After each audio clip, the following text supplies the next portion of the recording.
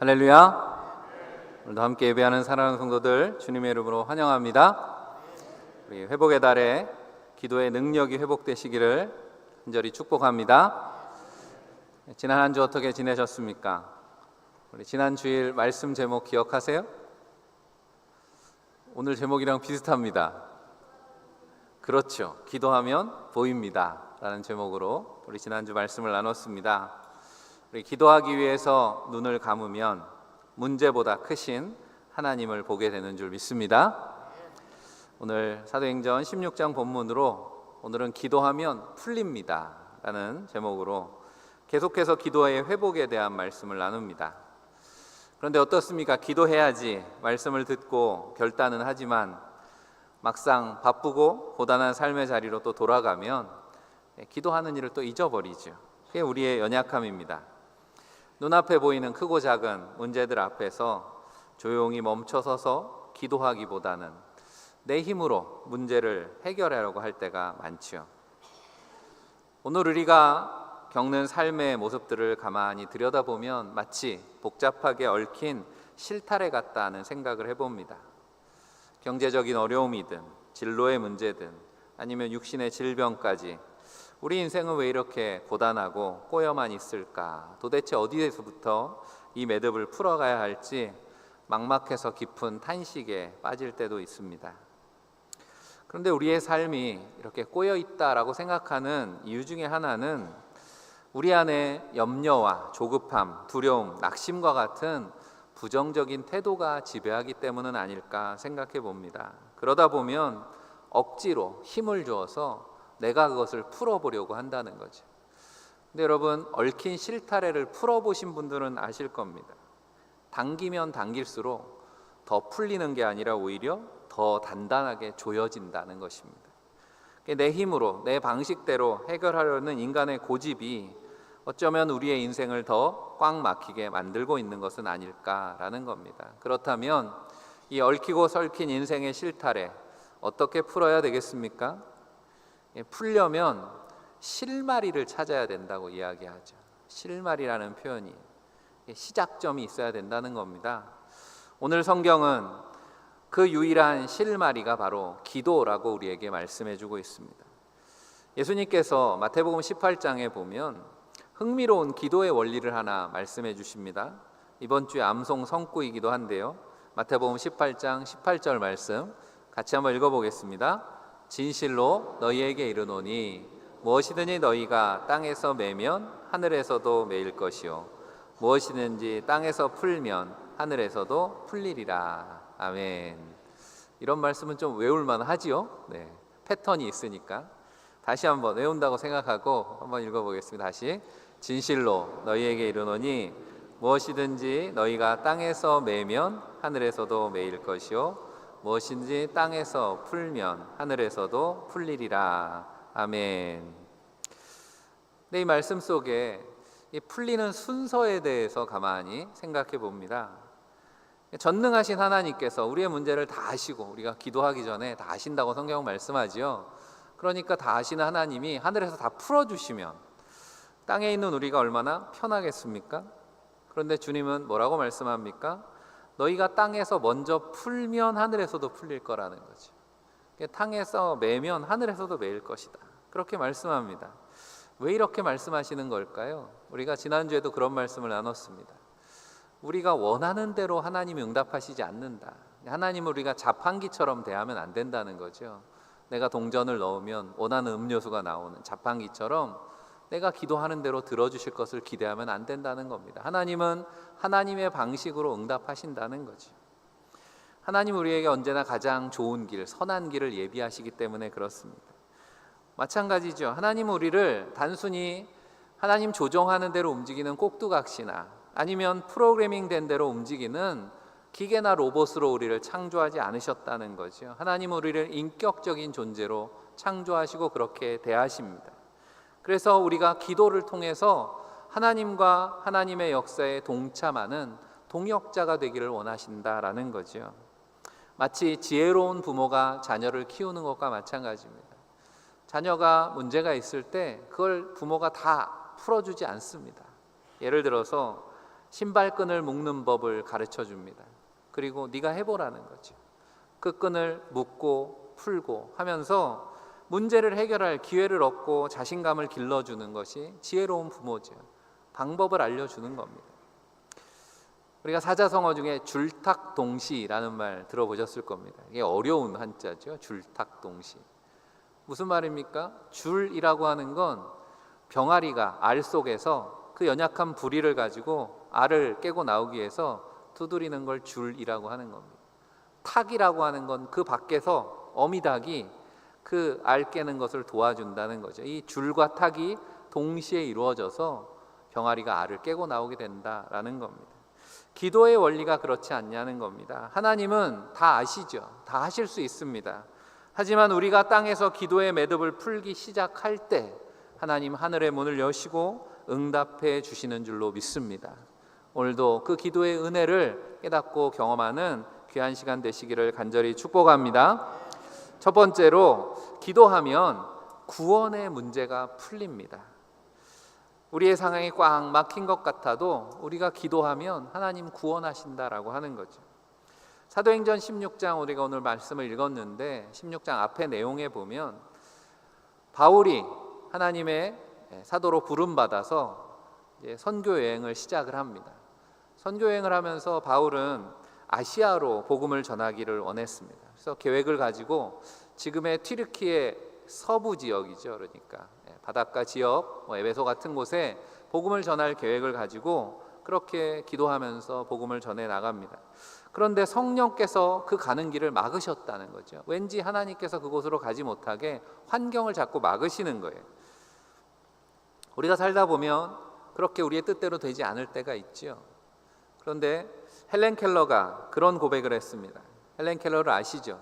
보지도 듣지도 말하지도 못하는 삼중고를 가지고 태어난, 하지만 믿음을 가지고 그 모든 역경을 이기고 오히려 정상인보다도 더 놀라운 그런 일들을 감당했던 그녀가 이런 말을 했습니다. 하나의 문이 닫히면 또 하나의 다른 문이 열린다. 그러니까 내 뜻대로 되지 않을 때 낙심하거나 조급해하지 말아야 되는 이유입니다. 아시아를 향해서 가는 복음의 문이 닫혔을 때 바울은 기도했습니다. 그리고 기도하는 가운데 밤중에 환상을 보게 되지요. 오늘 앞에 9절의 말씀입니다. 밤에 환상이 바울에게 보이니 마게도냐 사람 하나가 서서 그에게 청하여 이르되 마게도냐로 건너와서 우리를 도우라 하거늘. 너무도 생생하게 마게도니아 사람이 환상 중에 나타나서 우리를 도우라. 그 환상을 하나님의 계시로 여겼습니다. 하나님의 부르심이라고 생각해서 마게도냐의 사람들에게 복음을 전하라 라고 한 하나님의 부르심이라고 믿고 순종해서 배를 타고 대륙을 건너가는 거죠. 튀르키예에서 그리스 땅으로, 그러니까 지금으로 말하면 아시아에서 유럽 땅으로 첫 걸음을 딛게 되는 그런 사건이 오늘 사도행전 16장에 기록되어 있습니다. 그렇게 처음 도착한 유럽의 땅은 바로 빌립보라고 하는 성이었습니다. 성령의 순종해서 갔으니까 얼마나 길이 활짝 열렸겠습니까? 좋은 예배처가 준비되고 유력한 후원자들이 줄을 서서 기다렸습니까? 그렇지 않았다는 거죠. 현실은 바울의 일행을 기다리고 있었던 것은 화려한 레드카펫이 아니고 깊은 감옥이었다. 오늘 말씀합니다.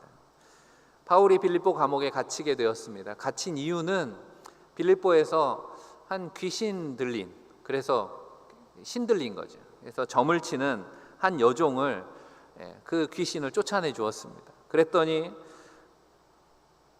그 귀신 들린 여종 때문에 큰 돈을 벌고 있었던 주인이 돈줄이 끊겨버린 거죠. 그러니까 사람들을 선동해 가지고 관리들에게 고발해 버린 겁니다. 바울을. 이상한 사람들이 나타났다. 오늘 22절 24절 이하의 말씀에 보면 무리가 일제 일어나 고발하니 상관들이 옷을 찢어 벗기고 매로 치라 하여 많이 친 후에 옥에 가두고 간수에게 명하여 든든히 지키라 하니 그가 이런 명령을 받아 그들을 깊은 옥에 가두고 그 발을 착고에 든든히 채웠더니. 이게 오늘 우리가 읽은 말씀 앞에 나오는 배경입니다. 바울과 실라의 입장에서 생각해 보면 얼마나 억울합니까? 지금 이 상황에 제대로 변론할 기회도 얻지 못했습니다.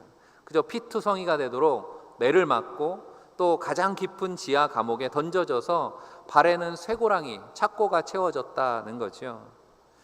환상까지 보면서 유럽 선교의 부푼 꿈을 안고 왔는데 처음부터 첫걸음부터 완전히 꼬여버렸다라고 하는 겁니다.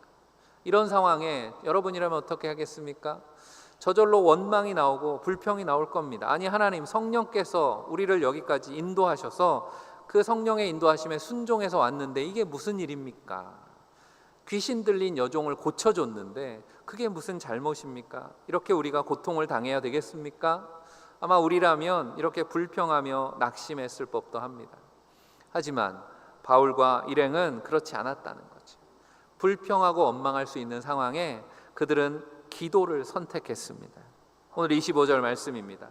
한밤중에 바울과 실라가 기도하고 하나님을 찬송하며 죄수들이 듣더라.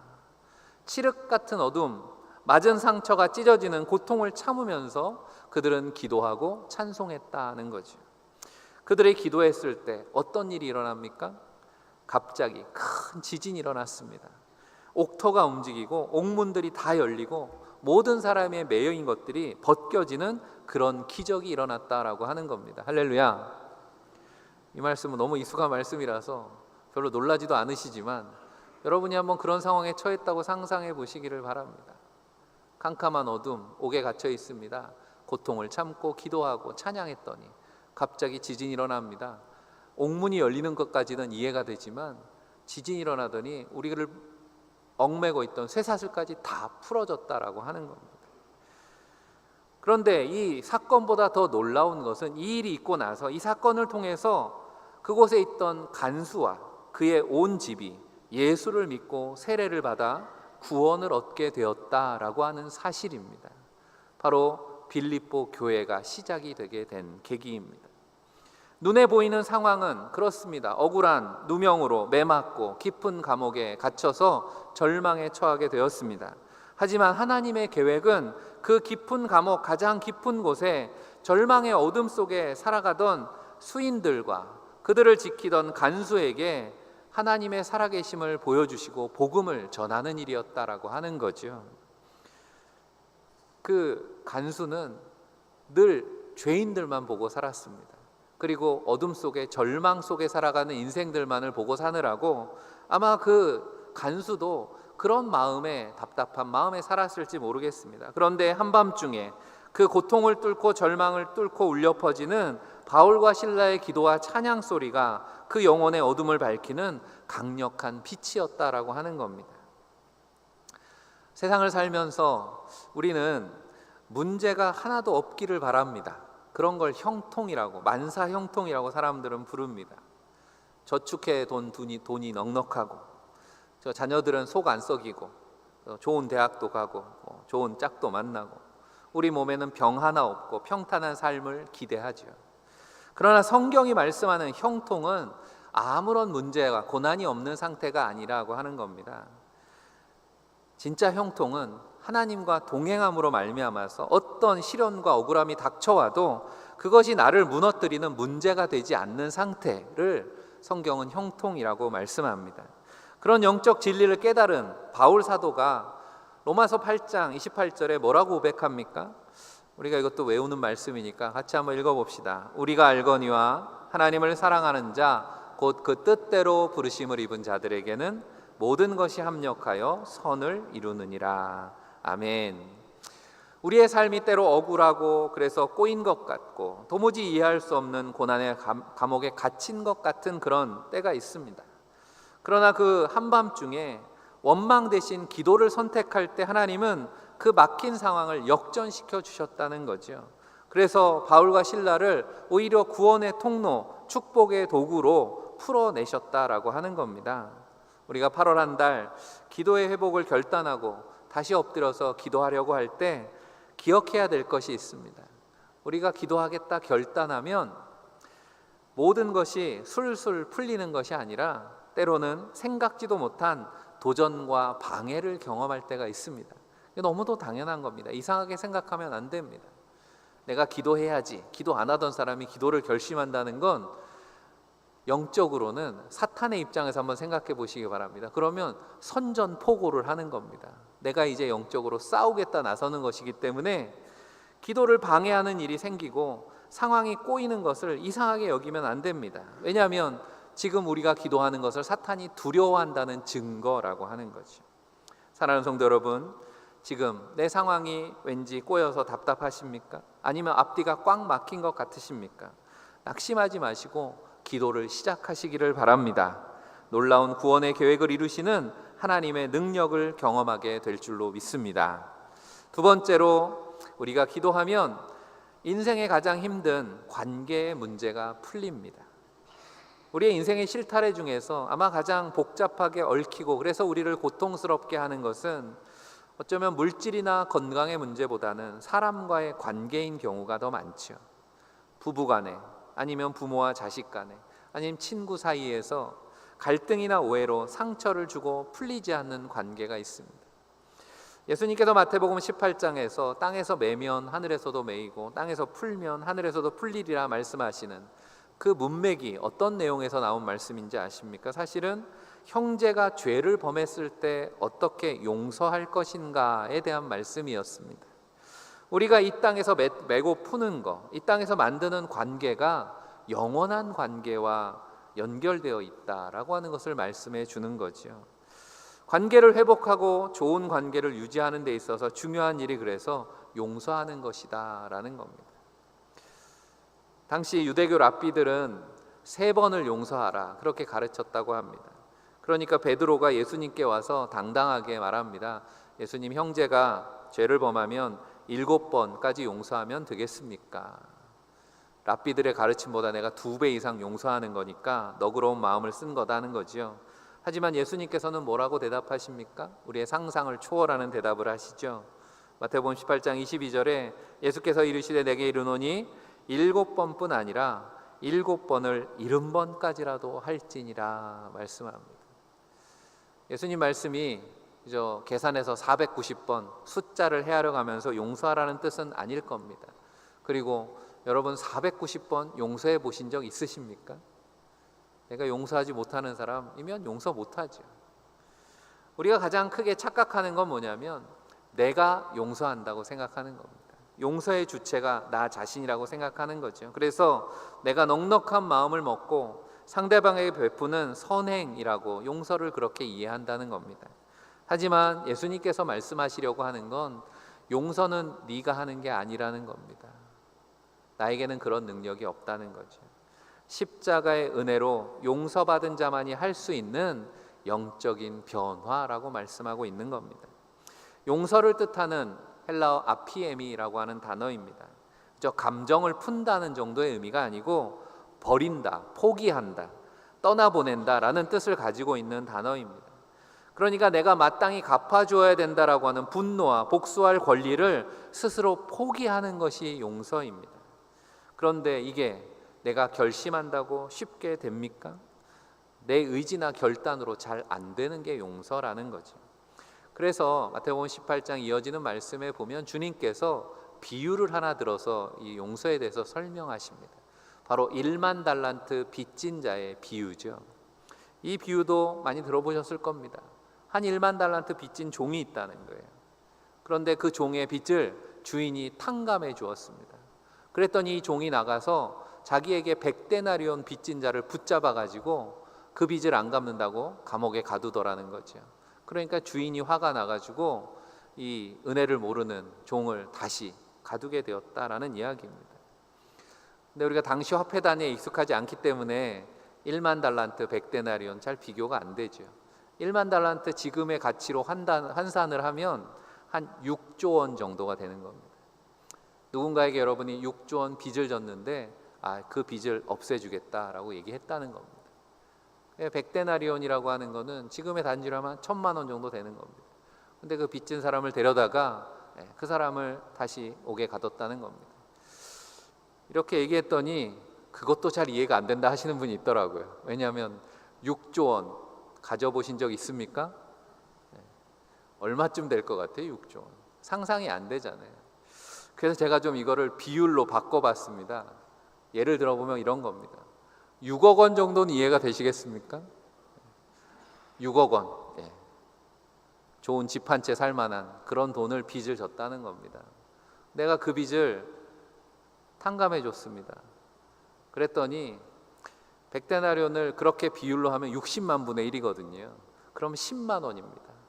나한테 10만 원 안 갚고 있는 사람을 멱살을 붙잡았다라는 이야기가 되는 겁니다. 좀 와닿잖아요, 그죠? 6억 원의 빚을 탕감해 줬는데 그 10만 원 때문에 용서하지 못하고 있다라고 하는 겁니다. 예수님 말씀하시려고 하는 게 뭡니까? 그게 우리의 모습이라고 하는 겁니다. 하나님께서 우리를 용서해 주셨습니다. 갚을 수 없는 우리의 죄를 예수님의 십자가 보혈의 은총으로 용서해 주셨는데 우리는 우리에게 작은 잘못을 저지른 사람도 용서하지 못한다라고 하는 건 은혜를 모르는 거다라는 거죠. 그래서 주님은 말씀합니다. 마태복음 18장 35절에 너희가 각각 마음으로부터 형제를 용서하지 아니하면 나의 하늘 아버지께서도 너희에게 이와 같이 하시리라 말씀합니다. 너희가 땅에서 풀지 않으면 하늘에서도 안 풀린다. 우리가 미움과 억울함에 사로잡혀서 누군가를 용서하지 못할 때 사실은 가장 고통받게 되는 건 내 자신이라고 하는 겁니다. 상대를 향한 풀리지 않는 분노를 가지고 결국은 내 영혼을 가두는 그런 감옥이 되기 때문에 그렇습니다. 이런 관계의 얽힘을 우리가 어떻게 풀 수 있습니까? 은혜로 풀 수 있다라고 하는 거죠. 바로 기도하는 겁니다. 꼬인 관계를 풀어가는 대화법이라고 부제가 달린 책이 있어서 책 제목도 재밌어서 제가 사서 읽어봤습니다. 나는 왜 내 말이 힘들까? 혹시 읽어보신 분 있습니까? 나는 왜 내 말이 힘들까?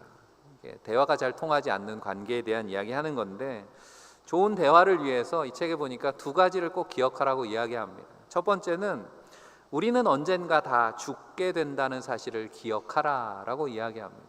무슨 대화를 하는데 죽게 되는 걸 기억할까? 무슨 말입니까? 후회가 없도록 우리는 다 결국 죽는데 후회할 일을 남기지 말라라는 거죠. 두 번째는 말과 행동에 있어서 내가 선택할 수 있다는 사실을 믿으라고 이야기합니다. 무슨 말이냐면 우리는 화가 나면 습관적으로 그냥 반응하죠. 욱해서 반응하지만 그럴 때 잠깐 멈춰 서라는 거죠. 그래서 내가 해야 될 말을 선택하라라고 하는 겁니다. 그러고 보니까 기도라고 하는 것도 우리가 하나님 앞에 대화를 나누는 거죠. 영적인 대화 아닙니까? 하나님께 우리의 마음을 아뢰고 주님의 음성을 듣는 대화라고 생각하고 기도에도 이 원리가 그대로 적용되는 것을 깨닫게 됩니다. 눈앞에 있는 인생의 문제에 매여서 우리가 살아가지만 기도한다라고 하는 건 영원하신 하나님 앞에 믿음으로 서는 거 아니겠습니까? 인생이 끝이 아니고 우리에게 주어진 참된 삶이 하나님 앞에 있다라는 것을 기도할 때 우리가 의식해야 된다는 것입니다. 그러면 우리는 즉흥적으로 반응하기보다는 문제 앞에 잠깐 멈춰 서서 하나님의 시선으로 문제를 바라보게 되고 우리가 어떻게 이 문제에 반응해야 될까라고 선택할 수 있다는 거죠. 그러니까 기도는 단순히 답을 구하는 것이 아니라 믿음의 태도를 새롭게 하는 자리라고 하는 것입니다. 나를 괴롭히고 용서할 수 없는 사람을 만나게 될 때 하나님 저 사람 미워 죽겠습니다. 꼴도 보기 싫습니다. 우리는 처음에 그렇게 이야기할 수 있습니다. 자기 중심에서 기도는 시작됩니다. 내가 원하는 것, 그래서 내가 필요한 것을 하나님 앞에 말하는 거죠. 하지만 기도할수록 이렇게 됩니다. 하나님과의 관계가 깊어지게 되면 하나님을 더 알게 되죠. 하나님의 뜻을 깨닫게 되는 겁니다. 1만 달란트 빚진 나를, 내 죄를 값없이 은혜로 용서해 주신 것을 깨닫게 되면 그러면 우리의 기도가 변하게 된다라고 하는 거죠. 하나님, 저 영혼도 주님께서 피 흘려 용서하신 영혼입니다. 내 힘으로는 안 되지만 주님의 십자가 사랑으로 우리의 관계를 풀어주십시오. 하나님, 우리의 굳은 마음을 변화시켜 주십시오. 기도하게 된다는 거죠. 여러분, 단순히 기도가 변한 것입니까? 아니죠. 무엇이 변한 겁니까? 반복되는 기도를 통해서 내가 변하게 되는 것입니다. 변화된 내가 용서할 수 있게 되는 것입니다. 참된 용서는 이처럼 기도로 내 자신이 변화되는 기적인 줄로 믿습니다. 사람이 변하는 것보다 더 큰 기적이 없죠. 사랑하는 성도 여러분, 혹시 마음을 닫고 지내는 분이 계십니까? 그렇다면 기도의 자리에서 먼저 나의 모든 죄를 용서하신 주님의 십자가를 바라보시기를 바랍니다. 그리고 그리스도의 보혈을 힘입어서 기도할 때 우리의 모든 맺힌 관계들이 시원하게 풀리는 은혜가 있기를 주님의 이름으로 간절히 축원합니다. 마지막 세 번째로 기도할 때 사명의 문제가 풀립니다. 우리가 잃어버렸던 사명을 회복하게 된다는 것입니다. 오늘 본문의 사도 바울과 묘하게 겹쳐 있는 구약의 인물이 있습니다. 전혀 다른 길을 갔지만 마지막은 같아진 인물 중에 하나가 바로 선지자 요나입니다. 하나님은 요나에게 바울에게 아시아가 아니라 유럽으로 가라고 했던 것처럼 요나에게도 니느웨로 가서, 아수르의 수도였던 니느웨로 가서 회개의 복음을 전하라, 그렇게 말씀하셨습니다. 요나에게 사명을 맡기신 거죠. 그런데 요나는 그 사명에 순종하지 못했습니다. 그의 눈에 아수르라고 하는 것은 이스라엘의 원수였고 심판받아 마땅한 교만한 그런 족속이었기 때문에 나는 니느웨 백성들한테 회개를 전할 수는 없습니다. 요나의 판단과 고집이 하나님의 구원의 계획보다 앞섰던 거지요. 그래서 요나는 어떻게 했습니까? 하나님의 얼굴을 피해가지고 다시스로 가는 배를 타버렸습니다. 그런데 배를 타자마자 요나는 배 밑창에 가서 잠들어 버립니다. 풍랑이 일어서 배가 깨질 위기에 처했는데도 영적으로 무감각해진 요나는 깊은 잠에 빠져 있었습니다. 영적으로 사명을 잃어버린 성도의 모습이 꼭 그렇다라고 하는 거죠. 이방인 선장이 와서 흔들어 깨웁니다. 당신의 하나님께 구하라, 그렇게 소리칠 때까지 요나는 기도하지 않았습니다. 결국 어떻게 됩니까? 바다에 던져져서 큰 물고기의 밥이 되어버렸습니다. 물고기 뱃속에 들어가서 비로소 그곳에서 요나가 기도를 시작합니다. 요나서 2장에 보면 요나의 기도가 쭉 나옵니다. 2장 5절에 물이 나를 영혼까지 둘러싸우며 기품이 나를 에워싸고 바다 풀이 내 머리를 감쌌나이다. 요나의 처지를 그렇게 탄식하며 기도하는 내용이 나옵니다. 여러분, 우리가 기도할 시간이 없다, 내가 기도할 처지가 안 된다, 다 핑계입니다. 요나를 보면, 또 바울을 보면 어두운 감옥에서도 기도할 수 있고 심지어는 물고기 뱃속에서도 기도할 수 있다라고 하는 거죠. 내가 기도할 수 없는 상황은 없습니다. 숨통을 조여오는 물고기 뱃속과 쇠고랑이 채워진 빌립보의 지하 감옥, 상황은 똑같죠. 절대적인 절망의 상황입니다. 절망의 어둠이었습니다. 물론 처하게 된 이유는 달랐습니다. 요나는 불순종해서 그런 처지가 되었고 바울은 순종해서 갔는데도 그런 처지가 되었습니다. 하지만 두 사람 모두 그 칠흑 같은 절망의 어둠 속에서 기도를 선택했다라고 하는 것만은 같았죠. 요나는 단순히 목숨을 살려달라고 기도하지 않았습니다. 그래도 요나가 선지자였던 거죠. 자기가 뭘 잘못했는지 깨달았기 때문에 잃어버린 하나님의 마음을 회복해달라고 잃어버린 사명을 다시 회복하는 기도를 합니다. 요나서 2장 9절이에요. 같이 읽어볼까요? 나는 감사하는 목소리로 주께 제사를 드리며 나의 서원을 주께 갚겠나이다. 구원은 여호와께 속하였나이다 하니라. 아멘. 구원하신 하나님, 하나님께서 나를 불러주셨던, 내가 하나님 앞에 약속했던 그 서원을 갚겠습니다. 하나님, 내가 기도할 수 있게 해주시니 감사합니다. 이렇게 기도했다는 거죠. 그렇게 기도는 바로 내 마음을 하나님의 마음에 다시 맞추는 거룩한 영적인 조율의 시간임을 믿으시기를 바랍니다. 그렇게 기도할 때 어떻게 되었습니까? 물고기가 요나를 뱉어냈죠. 다시 무트로 올라오게 되고 요나는 니느웨로 사명을 회복해서 가게 됩니다. 내 안에 하나님의 마음이 회복될 때 그것은 이미 감옥이 아니죠. 나를 묶고 있는 인생의 쇠사슬이 풀리고 내 앞을 가로막는 문제의 옥문이 활짝 열립니다.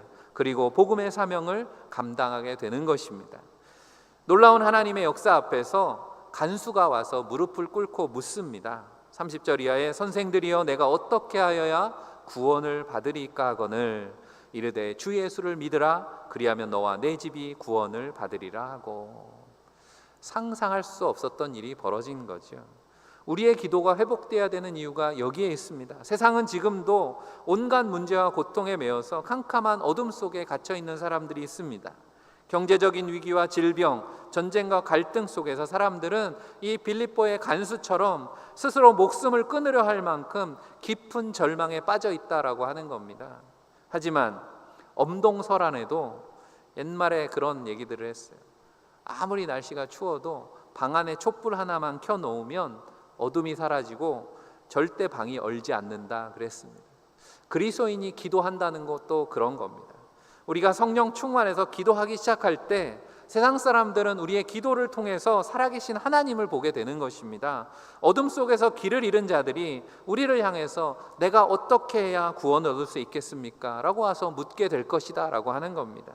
그때 우리는 담대하게 십자가의 복음을 전하고 그들을 살려내는 희망의 실마리가 되는 것입니다. 이게 교회의 사명이고 우리가 기도를 회복해야 되는 이유라고 하는 겁니다. 사랑하는 성도 여러분, 우리 교회는 여러분들이 잘 아시는 것처럼 118년 자랑스러운 믿음의 역사를 가지고 있습니다. 우리가 어제가 광복절이었잖아요. 1908년이니까 이제 만세운동 시작할 즈음에 우리 교회 역사가 시작이 된 겁니다. 일제강점기, 혹독한 핍박과 그런 상황 속에도 신앙의 선배들이 성전에 엎드려서 눈물로 기도하면서 이 민족의 위기를 맞서고 시대의 매듭을 풀어가면서 여기까지 교회 역사가 이어져 온 겁니다. 그 기도의 유산이 오늘 우리에게까지 이어져 왔다는 사실을 기억하시기 바랍니다. 지금 여러분의 삶을 짓누르는 감옥과 같은 어두움은 무엇입니까? 질병의 쇠사슬에 매여 있습니까? 경제적 어려움으로 사방이 우겨쌈을 당한 것 같습니까? 깨어진 관계로 마음이 지옥 같습니까? 옥문을 깨뜨리시고 쇠사슬을 푸신 하나님의 능력을 믿으시기를 바랍니다. 그렇다면 문제 앞에서 불평하거나 아니면 밤잠을 설치면서 염려하지 마시고 다시 기도의 골방으로 들어가시기를 바랍니다. 우리가 무릎을 꿇고 기도하기 시작할 때, 기도로 매듭을 풀기 시작할 때 하나님께서는 하늘 문을 여시고 시원한 응답을 베풀어 주실 줄로 믿습니다. 오늘 말씀처럼 구원의 문이 활짝 열리고 굳은 관계가 사랑으로 풀리고 잃어버린 사명이 회복되는 기도의 능력을 경험하는 모든 성도들이 다 되시기를 주의 이름으로 간절히 축원합니다. 기도하겠습니다. 사랑의 하나님, 거룩한 주일 은혜를 사모하는 성도들 주님 앞에 불러주시니 참 감사합니다. 제멋대로 엉켜버린 것 같은 실타래와 같이 풀기 힘든 인생의 문제 앞에 눈물 흘리는 성도들의 아픔을 불쌍히 여겨 주옵소서. 내 힘으로 문제를 풀려다가 실패하고 낙심하는 우리 어리석음과 교만도 용서하여 주옵소서. 절망과 어둠 속에 기도를 선택했던 바울과 요나와 같이 다시 기도할 수 있는 믿음을 허락하여 주옵소서. 기도할 때 가정마다 구원의 문이 열릴 줄 믿습니다. 우리가 기도할 때 깨어진 관계가 풀릴 줄 믿습니다. 기도할 때 잠든 영혼들이 깨어나고 잃어버린 복음의 사명이 회복될 줄 믿습니다. 죄와 사망의 사슬에서 풀어주신 우리 주 예수 그리스도 이름 받들어 간절히 기도하옵나이다. 아멘.